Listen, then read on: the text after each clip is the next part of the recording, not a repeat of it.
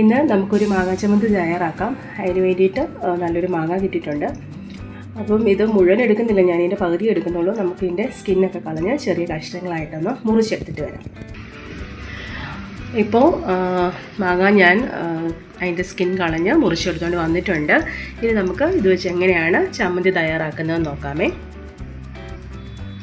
അപ്പോൾ മാങ്ങ രണ്ട് ഞാൻ മിക്സിയുടെ ചെറിയ ജാറിലേക്ക് ഇട്ട് കൊടുത്തിട്ടുണ്ട്. ഇനി ഒരു ചെറിയ കഷ്ണം ഇഞ്ചിയാണ് ചേർത്ത് കൊടുക്കുന്നത്. ഇനി നമ്മളിതിലേക്ക് ചേർത്ത് കൊടുക്കുന്നത് എരിവിനാവശ്യമായിട്ടുള്ള മുളക് പൊടിയാണ്. എരിവുള്ള മുളക് പൊടി ഞാനൊരു 1.5 ടീസ്പൂണാണ് ചേർത്ത് കൊടുത്തിരിക്കുന്നത്.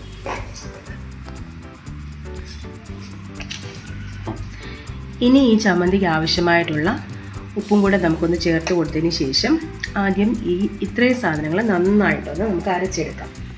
നന്നായിട്ടെന്ന് പറഞ്ഞു കഴിഞ്ഞാൽ ഒരുപാട് ലൂസായിട്ടല്ല, നന്നായിട്ടൊന്ന് ക്രഷ് ചെയ്തെടുക്കാമേ. ഇത് കണ്ടോ, ഇപ്പം നമ്മൾ ഇതിങ്ങനെ നന്നായിട്ട് ഒന്ന് അരച്ചെടുത്തിട്ടുണ്ട്. ആദ്യം തന്നെ തേങ്ങയും കൂടെ ചേർത്ത് അരച്ച് കഴിഞ്ഞാൽ ഭയങ്കരമായിട്ട് തേങ്ങ അരഞ്ഞു പോകും. അപ്പം നമുക്ക് ആ കോക്കനട്ടിൻ്റെ ആ ക്രഞ്ചിനെസ് കിട്ടാൻ വേണ്ടിയിട്ടാണ് നമ്മളിങ്ങനെ ചെയ്യുന്നത്, ആദ്യം തന്നെ മാങ്ങ അരച്ചെടുക്കുന്നത്. ഇനി നമുക്കിതിലേക്ക് ആവശ്യമായിട്ടുള്ള തേങ്ങ ചേർത്ത് കൊടുക്കാം. ഞാനിപ്പോൾ 1/2 മുറി തേങ്ങയാണ് ചേർത്ത് കൊടുക്കുന്നത്. ഇനി ഇതിലേക്ക് ഒരു 2 ചെറിയ ഉള്ളി നമുക്ക് അരിഞ്ഞതും കൂടെ ചേർത്ത് കൊടുക്കാം. ഇനി നമുക്ക് ഇത് പൾസ് മോഡിലിട്ട് ഒന്ന് ക്രഷ് ചെയ്തെടുക്കാമേ. ഇപ്പോൾ നമ്മൾ പൾസ് മോഡിലിട്ട് ക്രഷ് ചെയ്തെടുത്തിട്ടുണ്ട്. ഇനി നമുക്ക് ഒരു സ്പൂൺ വെച്ച് നന്നായിട്ടൊന്ന് ഇളക്കി യോജിപ്പിക്കാം.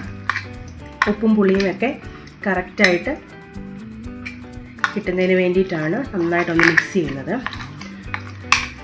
ഈ സമയത്ത് ഉപ്പ് കുറവാണെങ്കിൽ ചേർത്ത് കൊടുക്കാവുന്നതാണ്. ഇനി നമുക്ക് ഇത് മാങ്ങാ ചമ്മന്തി ഉരുട്ടിയെടുത്ത് ഒരു പാത്രത്തിലേക്ക് മാറ്റാം. ഞാൻ മാങ്ങാ ചമ്മന്തി ഉരുട്ടിയെടുത്ത് ഒരു പ്ലേറ്റിലേക്ക് മാറ്റി വെച്ചിട്ടുണ്ട്. അപ്പോൾ ഞങ്ങളുടെ വീട്ടിൽ തയ്യാറാക്കുന്ന രീതിയിലാട്ടോ ഞാൻ ഈ മാങ്ങാ ചമ്മന്തി തയ്യാറാക്കിയിരിക്കുന്നത്. അപ്പോൾ തീർച്ചയായിട്ടും നിങ്ങൾക്ക് ഈ റെസിപ്പി ഇഷ്ടപ്പെട്ടെങ്കിൽ ഒന്ന് ലൈക്ക് ചെയ്യാനും കമൻറ്റ് ചെയ്യാനും ഷെയർ ചെയ്യാനും സബ്സ്ക്രൈബ് ചെയ്യാനും ഒന്നും മറക്കല്ലേ. Thank you for watching.